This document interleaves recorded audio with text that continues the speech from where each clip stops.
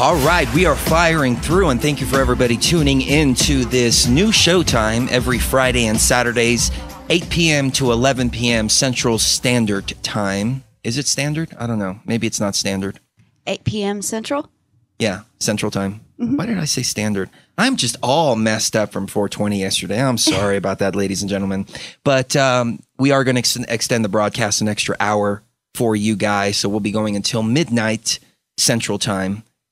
But right now we have Chris Barrett who's going to be joining us. But first, Donnie Gilson is going to ride shotgun with us for the first hour and talk about the Hollow Earth with Chris. Donnie, how are you doing? Hey, how are you guys? Oh, doing great, doing great. You're working on a new video, aren't you? Yeah, you know, I'm an intense research man. I've come across some really odd stuff. We were broadcasting last night until about close to 4 in the morning, 5 in the morning, on all kinds of different networks. Boy, we were having a lot of fun. But yeah, I'm going deep into research right now. So another video is going to be coming out fairly shortly. Oh, nice, nice. Can you give us a little sneak peek on it? You know, what we've been talking about now is the possibility of this gas giant in between Neptune and Uranus.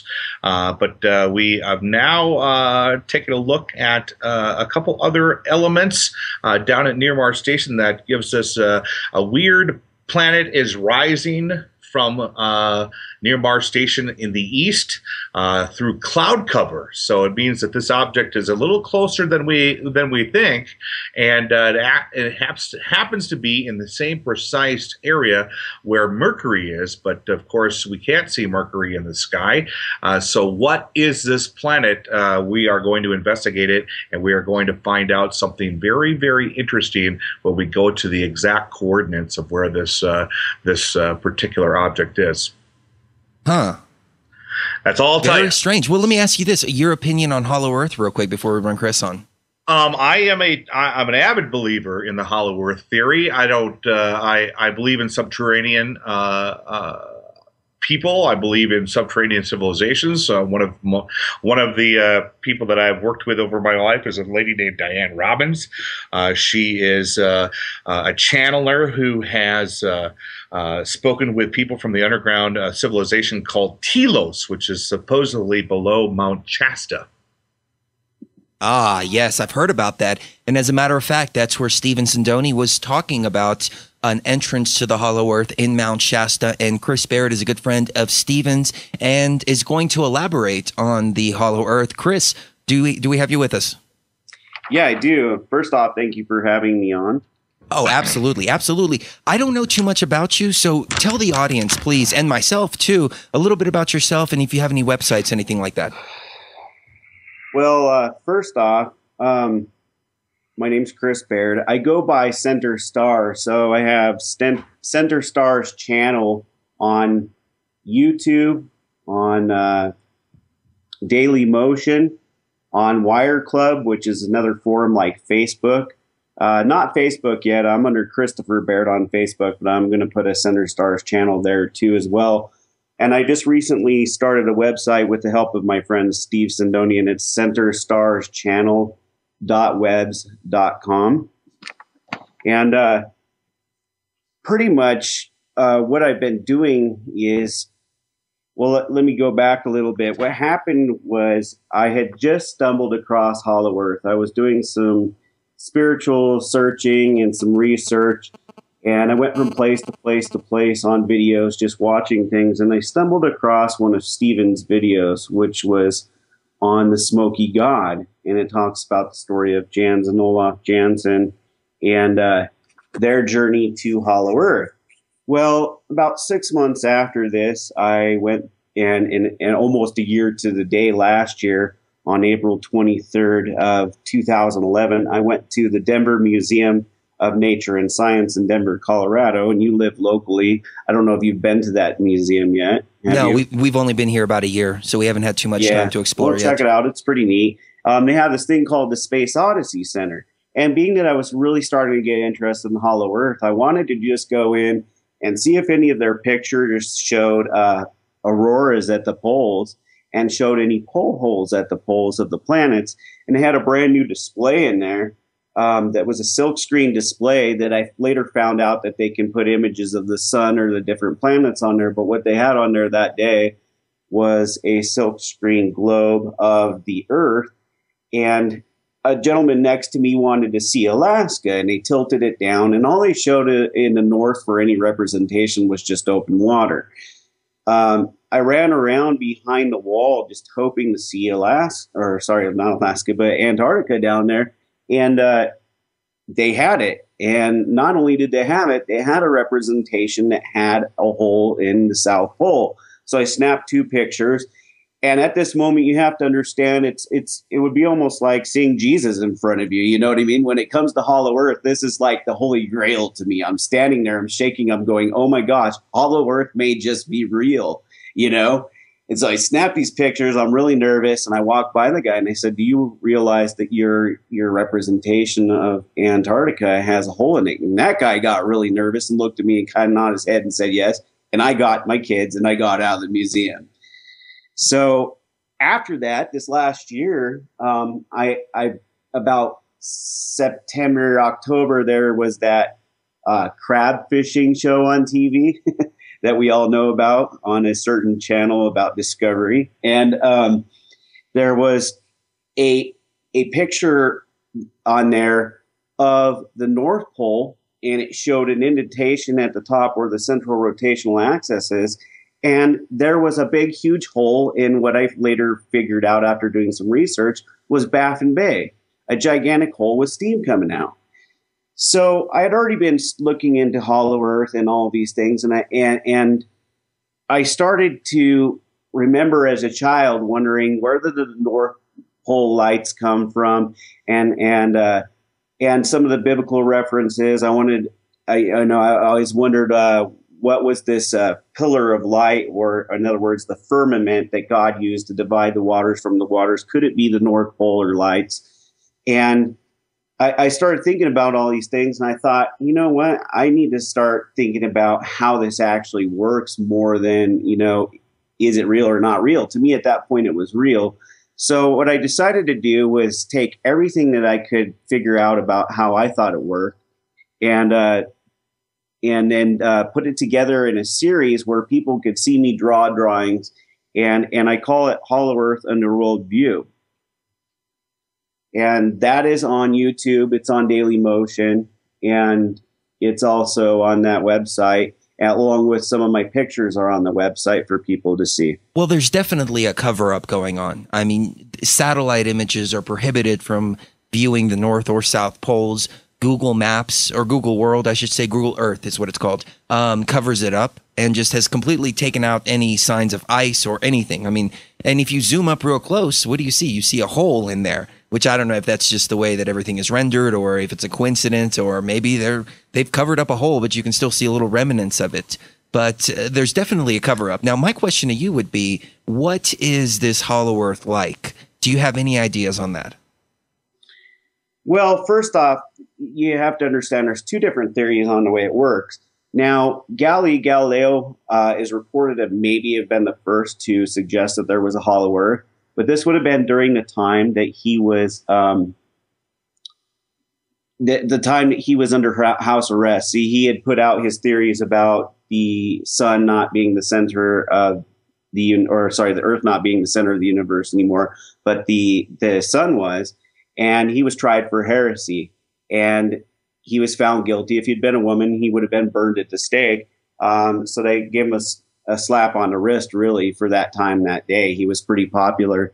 And so he backed off from it. But then a couple years later, he decided to go right back into it again. And they retried him, and this time they put him under house arrest. Well, 10 years later, Sir Edmund Halley was born. And Sir Edmund Halley actually put out in the public the Hollow Earth theory. And there's a really famous picture of him holding like a globe, and that globe's cut up open. And what his kind of idea was, as far as I can tell, is that the Earth is like an onion, and you take out every other layer of that onion, and you have multiple layers all the way through the Earth with a center sun inside of that. Then there's a second theory that's just that there's a floating crust around this inner sun, and then that's it. And that's the one that I go with.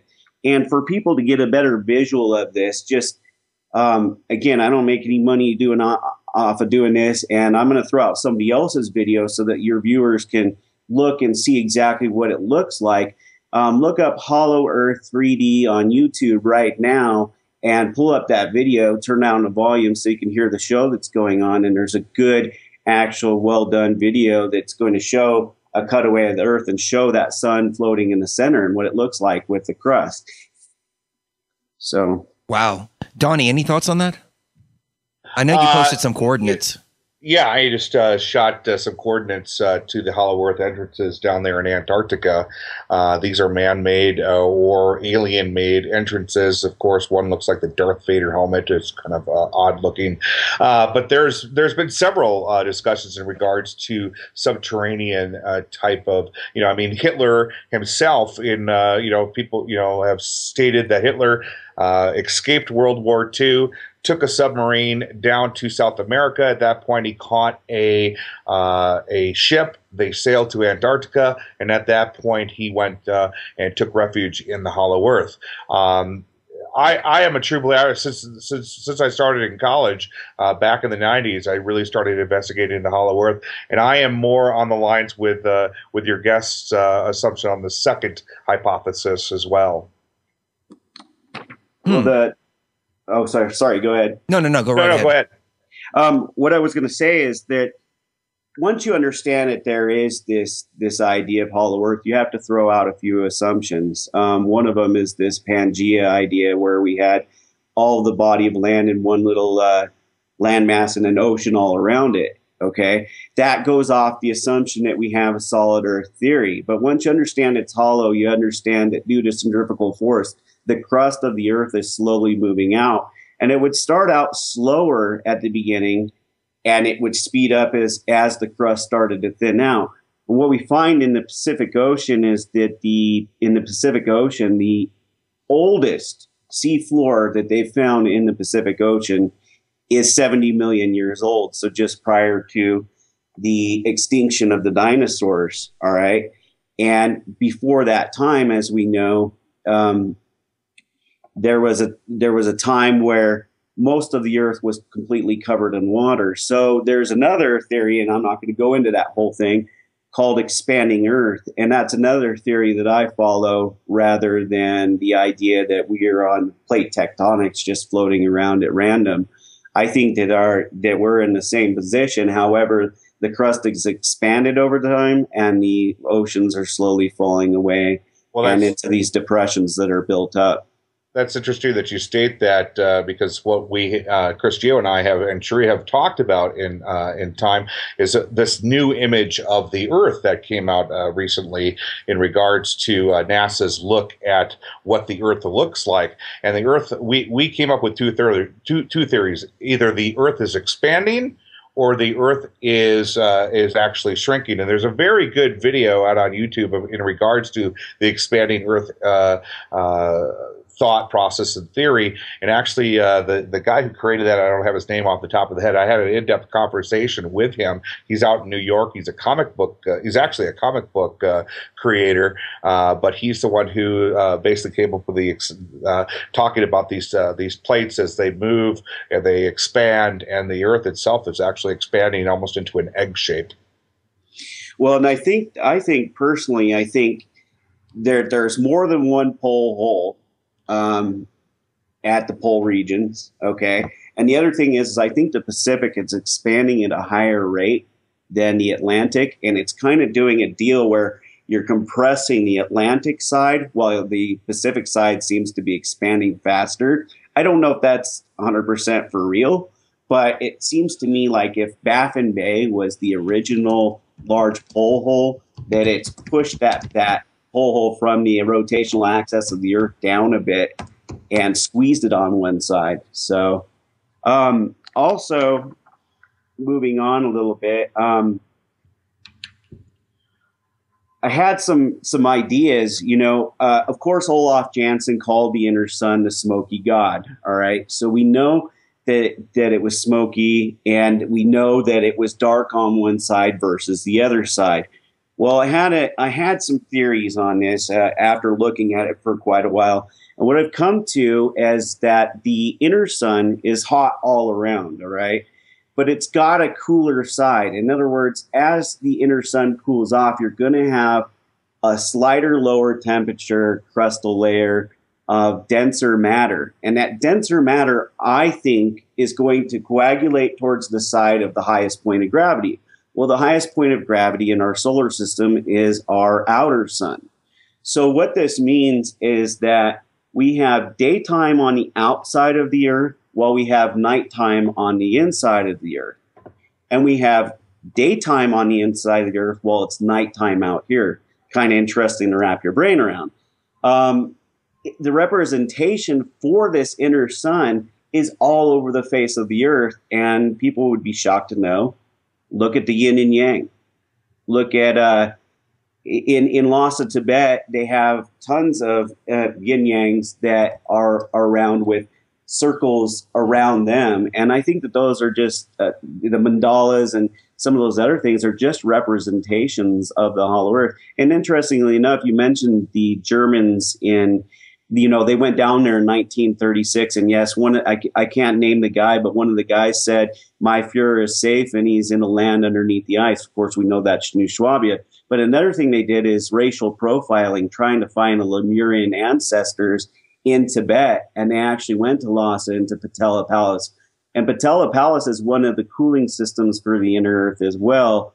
It's actually a cave system. And that's another reason why the Chinese have taken and kicked the original Dalai Lama out, who was forced to India, and have installed their own. They don't want people going there and being able to access any of this knowledge. There's interesting stories about Christ having traveled the world, and he went to Tibet, but he also showed up in the Americas, and he could have easily done that traveling through these inner earth systems. I've never thought about that. Yeah. For some of the listeners that are not familiar with what Lemuria is another continent that has disappeared as such as Atlantis. It was on the Pacific coast, called the Land of Mu. Yeah, the Lemurians, when you go into Lemuria and all that, see, you have to understand there's going to be some different terms here that you need to understand. We have the hollow earth, then we have middle earth, and then we have the surface of the earth. There are lots of reported middle earth civilizations too. What's interesting enough is that the water inside the earth is fresh. It's artesian spring. It's pure water. Yep. It gets filtered through the layers down, and it comes out in a gigantic fountain called the navel of the earth into a garden called the cradle of life, which is also called Eden. Well, hold that thought, Chris. The cradle of life. That sounds really fascinating. Kind of like the fountain of youth. There you go. Well, he referred to it as Eden. So we'll see right on the other side, right here on Truth Frequency Radio. As you can tell, I'm just kind of sitting back and just trying to take all of this in because I've never heard a Hollow Earth perspective like this one. We'll be right back with Donnie Gilson. Hollow Earth, one of my favorite topics, and I love getting different perspectives on it. We've had Christopher Everard, Stephen Sindoni, many more talking about it. And this is the first time that I've heard the term the cradle of life, which is the Garden of Eden. So let's go back to Chris Baird. And Chris, please pick it up from there. So this cradle of life, the Garden of Eden, is in the city of Eden. And as far as I know, it's in Argotha. I've heard some people say Lemuria. And this is where Jans and Olaf Jansen were fortunate enough to be allowed to go. And during their journey, they were just some Norwegian fishermen who traveled north, and they were in search of their gods, Odin and Thor. They were going to get some ivory. And I think they wound up around Greenland and went up Baffin Bay and went in. And after their first year where they learned the language of these people, they were invited to go to Eden and talk to the ruler there so they could get permissions to see all the lands inside of the earth. And what's interesting enough is these people are very tall, okay? the people towards the North Pole that they met on that were on a ship at the time, we're talking 1829, it was self-propelled and giant. They stood anywhere from 9 to 12 feet tall. All right. In the city of Eden, which is reported by another gentleman called Colonel Billy Fay Woodard, who is a gentleman who claims that he is actually Argothan and is from the inner earth and was left here with the sister on the outside. You can look him up and find out that information. Right. But he says that it's located right underneath Missouri where the big golden arch is. Now, so that would let you know something. What I'm getting into here is at the city of Eden, this ruler stood 15 to 16 feet tall. All right. And we're not even to the equator yet. So once you get to the equator inside of the earth where the crust is even thinner and more thinned out, you could have giants as big as 20 to 50 feet tall. All right. So, which is what I showed in a recent those animals, you know, sorry, go ahead. What I was going to say is recently I showed a video on one of my videos in regards to these large, it looked like they could have been anywhere between 15 to 20 feet tall Anunnaki, which is what I called them, down in Peru. It was a very compelling video that was shot by a local in Peru that went all over the internet for, it was filmed back in March of 2010, but it's very compelling. The most recent picture I've even seen that shows something is when the North Korean leader Kim Jong-il or whatever his name is. Kim Jong-il. Picture, there were some giants in it. And they went in and airbrushed him out that showed up to his funeral. Yep. So they went in and they airbrushed him out, but they had some of these large inner earth guests, I think, at his funeral there. So wrapping this all around, you know, you look at Eden being inside the earth. That's where I was kind of going with the Jans and Olaf Jansen connection there for the moment.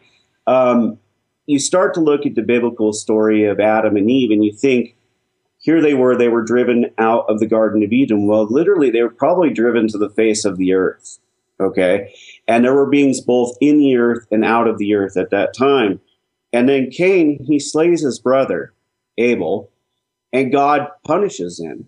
And he looks at God and he says, God, my punishment is more than I can bear. For this day, you have driven me from your face and from the face of the earth, and I must dwell in it. And everywhere I go, they will slay me. So God gives him a mark to protect him from being killed by everybody for committing the quote unquote first murder of the time in our religious Bible, the way it's written. Also, in the story of Noah in the current King James Version, it says that God came in, whatever was acting as God or our gods came in, angry and destroyed the fountain in the Garden of Eden, the fountains of the deep. And all the waters went out of the poles and went over the face of the earth. Okay?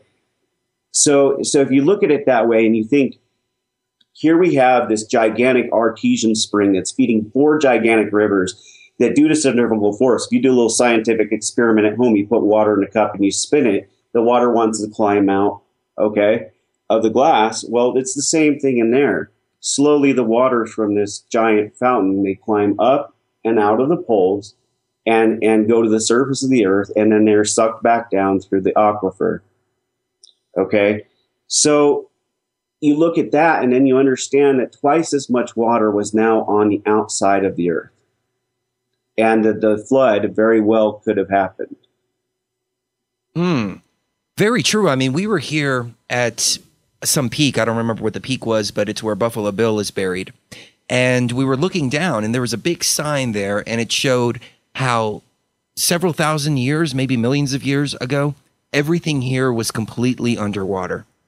Now, we're at 6,500 elevation. Up on that peak, it was probably 7,500, if not 8,500. But it just goes to show, I think you're absolutely right. Everything was underwater at one point in time. Also, you have in 1 Samuel 28, it was, I think it was somebody, the king said to her, "Don't be afraid. What do you see?" The woman said, "I see gods coming up out of the earth." Ah, very interesting. We have Stephen Zindoni joining us as well. Stephen, how you doing? Stephen.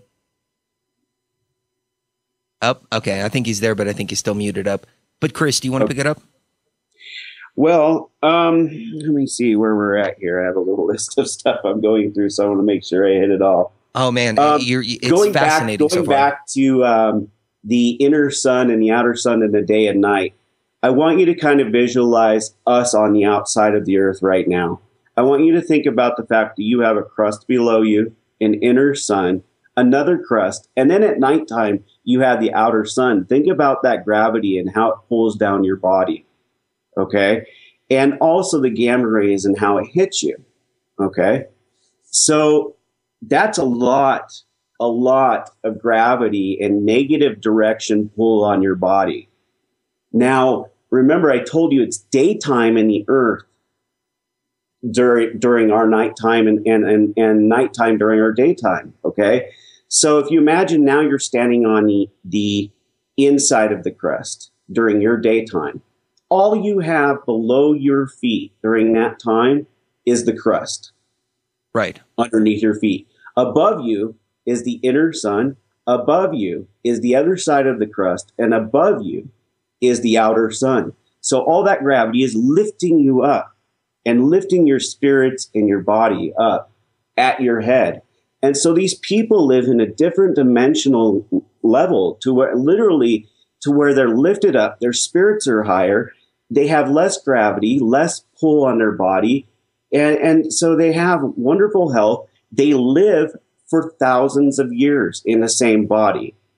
And what I mean by the same body is these people are in their society, they live to the point where they work at sustaining life, and they also meditate, and they live in crystalline cities. They don't have roofs on their houses. Everybody works together. They have a world of plenty. They have not destroyed their Eden. And out here, we've destroyed everything. Right. You know, we're under this illusion of money, and we're just crunched down. And that's such a big, huge difference. That's another thing I want to point out to people is if we could even have a taste of what that feels like.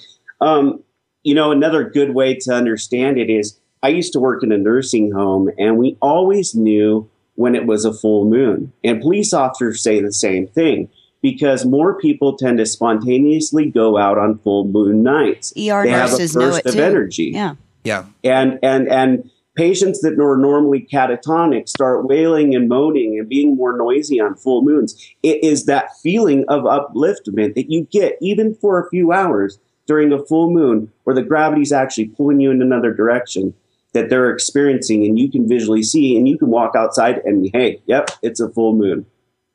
What do you think about the idea that the gravity is actually in the center of the crust? Because that's what Brooks Agnew theorizes about. Well, there is gravity in the center of the crust, but there's also gravity at the sun. So not everything coagulates to the center of the crust because you also have that extra pull there as well. If everything pulls towards what he was going into is he just read the Smoky God and kind of took the basics of the information there. I have my opinions on Brooks Agnew. I'm not going to go into all of those things right now on your radio show, but I kind of think that he takes everything and takes it at face value and doesn't think much more into it. He's kind of like the hero coming in, and he wants to do this polar expedition more for the fame than he wants to actually understand how it works. There's a lot of people like that out there. Possibly, but I've always seen him more as a scientist rather than going into too many theories. A lot of what he says is based on the little bit of fact that we're able to find out about the way the earth is formed. Yeah. Stephen, do we have you with us? No. I think still having some technical difficulties there. Okay. So, really quick, I also wanted to go into Olaf Jansen and Admiral Byrd. Okay. Have you ever heard of Admiral Byrd before? Yeah, absolutely. Okay, so you know that my specialty. Olaf Jansen is the person I would give credit with finding Hollow Earth and making it out. The poor man was thrown in an insane asylum by his uncle after he got out and told the truth about what he had found. But then we have Admiral Byrd. And in 1936, interestingly enough, I found that he was invited, and this is on Wiki, he was invited by the Germans to join them in their polar expeditions, but he declined it because he was a United States man. And then he had his flight inside, and what he was told in there was, hey, we need to drop nuclear weapons, we need to not do this and everything else. Then he went back to the United States and told him that, and they said, you're going to take an armada and you're going to go fight the Germans and you're going to get control of this situation. And he went down there and we got our butts handed to us. And what's interesting about that is very soon after that, we started doing polar flights around the poles with nuclear weapons and putting bases there. But they didn't really have a good, interestingly enough, they didn't have a good reason for that. So their reason was to call out a Cold War.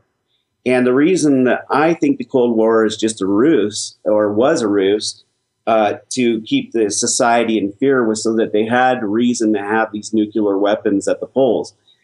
Interestingly enough, I saw on another TV show where this guy brought in some missile keys to a pawn shop, and the missile keys were Russian, and the expert came in and said, what's interesting about these is they're made of titanium, and America didn't have titanium during the Cold War, so Russia secretly gave NASA and the government here the titanium that they needed. And I thought, who does that?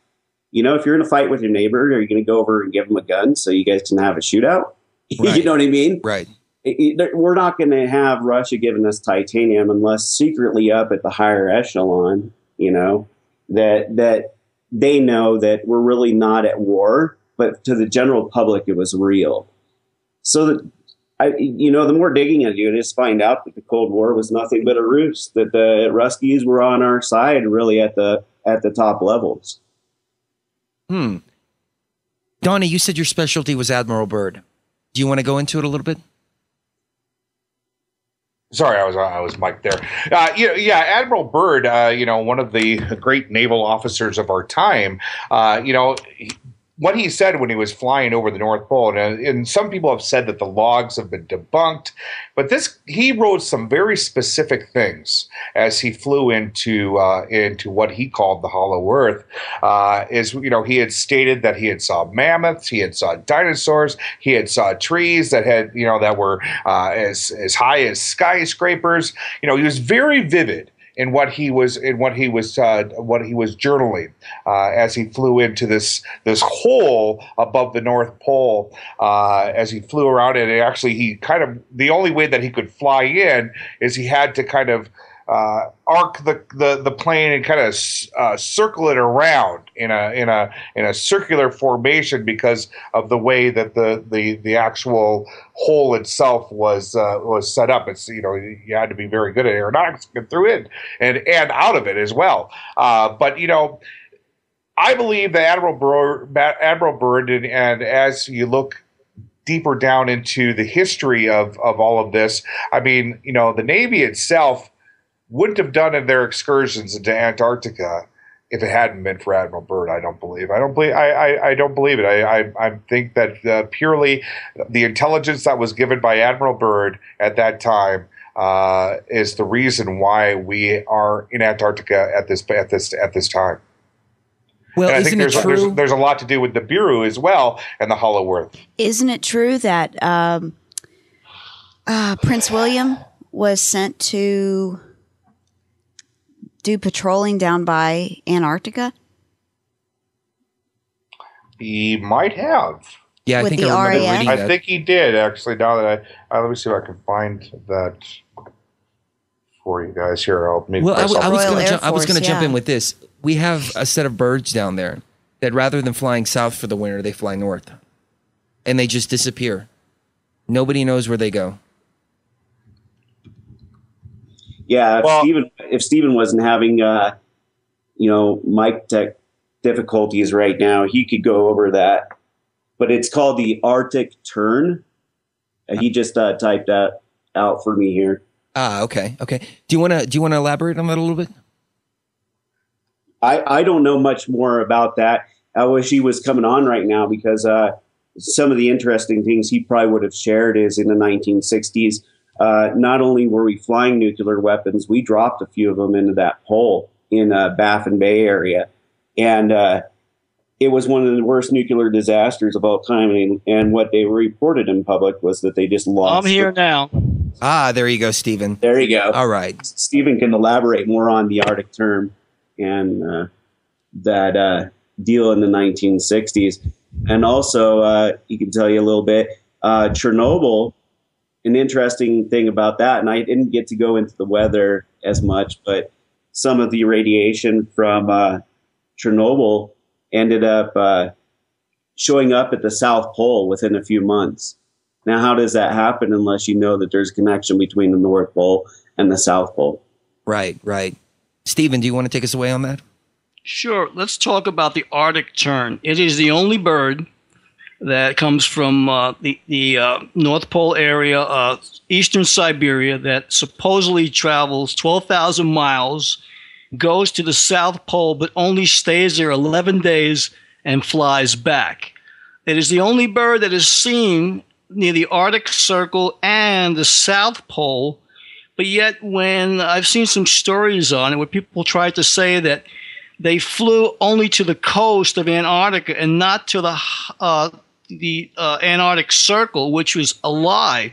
So if you were to travel inside of the Earth, it is 8,900 miles as opposed to 12,000 miles.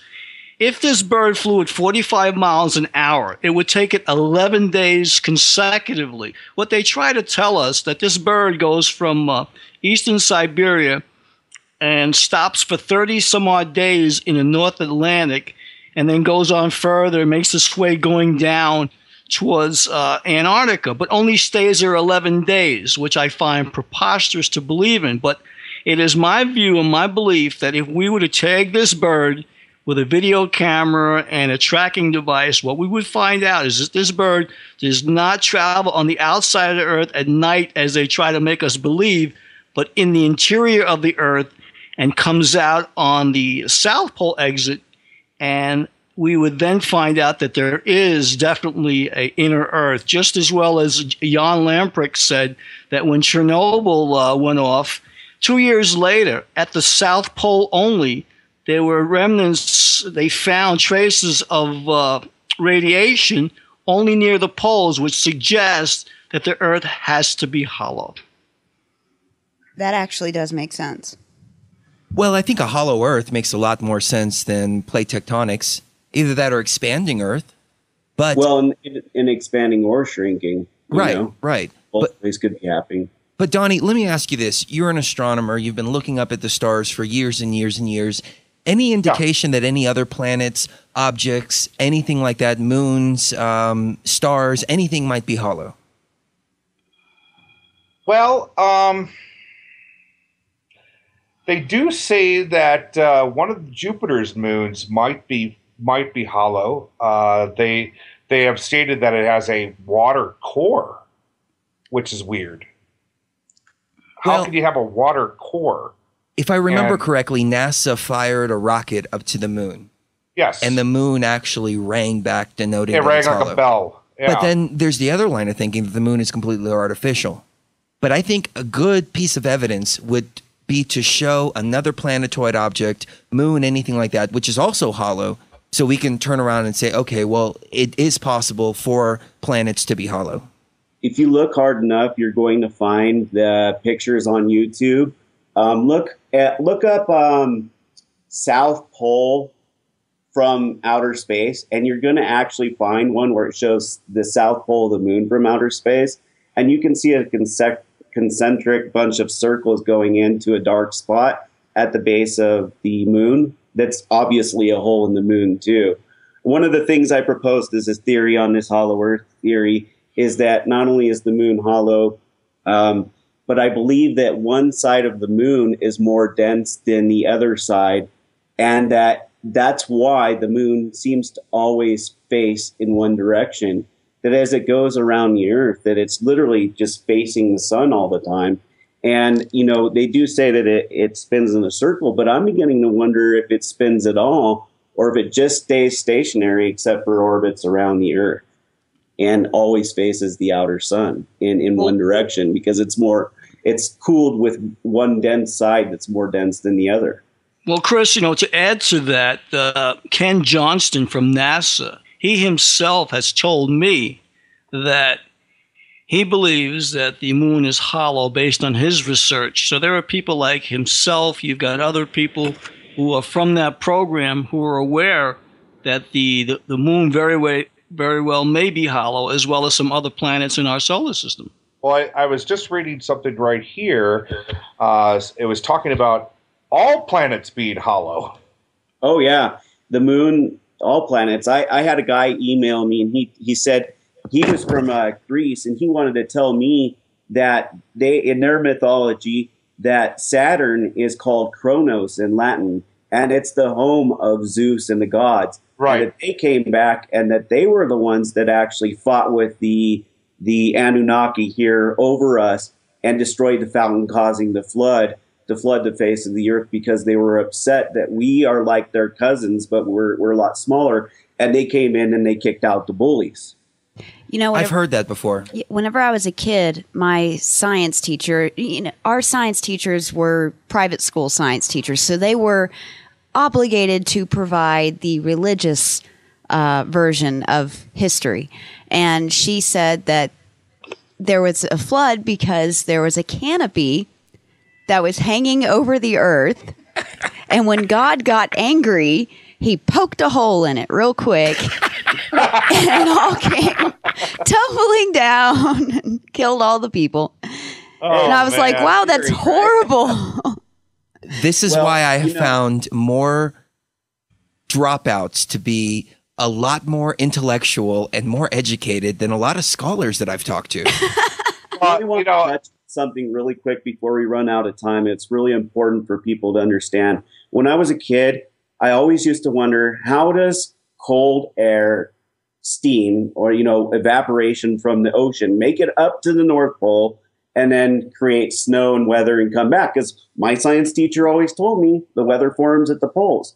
Well, what happens is warm air is rushing out of the earth, and it's warm, steamy, tropical air. The inner earth temperature hangs at about 75 degrees, give or take a couple degrees Fahrenheit constant all the time. Okay, it's tropical paradise in there. And this warm steam rushes out while cold air rushes in, and that is what flash freezes in the snow. It's also what gives us our wintertime strong west to east directional wind pattern in the north and the opposite in the south. And what gets caught in the middle are these mini vortexes in the middle of these big giant vortexes caused by these polar vortexes, and we get the hurricanes and we get tornadoes and things like that.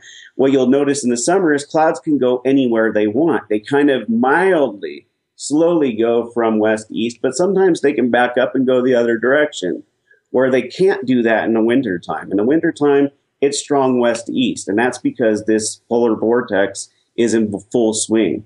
So just wanted to throw that out before we ran out. I would just like to add, driven by the need to keep the inner Earth sun in check, because if it didn't have this cooling system between all these large cave systems in the world and these polar vortexes, it would heat out of control. And what keeps that inner sun hot is the tug of the moon going around and pulling it against the outer sun gravity. It stretches and squeezes it, and stretches and squeezes it. It is not a gamma ray sun. It's just a big ball of whatever was the heaviest that transferred to the middle. It's everything just like we have here. And what's interesting is that salt is rare on the inside of the earth, but gold, crystal, all the heavy metals like iron and nickel are not. There's an interesting deal where the Hopi Indians would trade to Middle Earth. Remember, I was telling you that there's Middle Earth and then there's Hollow Earth. They would trade to these ant people in Middle Earth salt in return for gold. And then the gold would go, to the outside, and they didn't need it. So they would stockpile it, and guess where our government put their base? Right on top of the Hopi Indians' land, and confiscated all their gold. Right.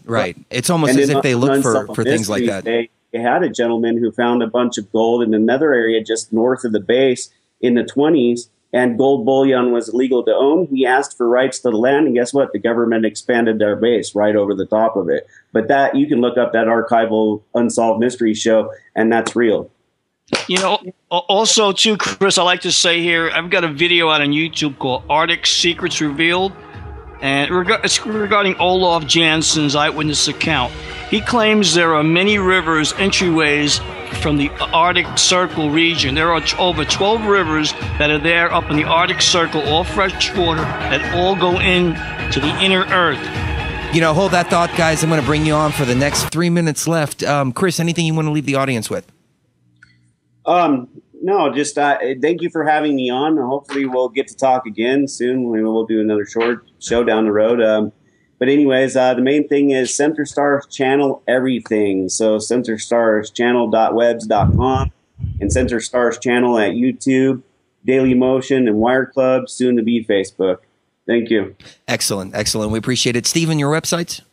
My websites, stevensworldtv.com. I'm on youtube.com /WEBFLIXS guy, Webflix guy, and youtube.com /Sindoni Productions. Excellent. We appreciate it. And Donnie Gilson, tell us what's coming up for 32 Degrees of Insanity. Well, we're, you're just going to have to tune in to see on Wednesday and Monday, 9 p.m. Pacific Standard Time, going all the way till midnight on Freedom Monster Radio Network. Excellent, Donnie. We appreciate your time this evening. Hey, man, no problem. Anytime. Thanks. Thanks to the great round panel of guests we had this evening, ladies and gentlemen. And don't go anywhere because we still have 7 coming up.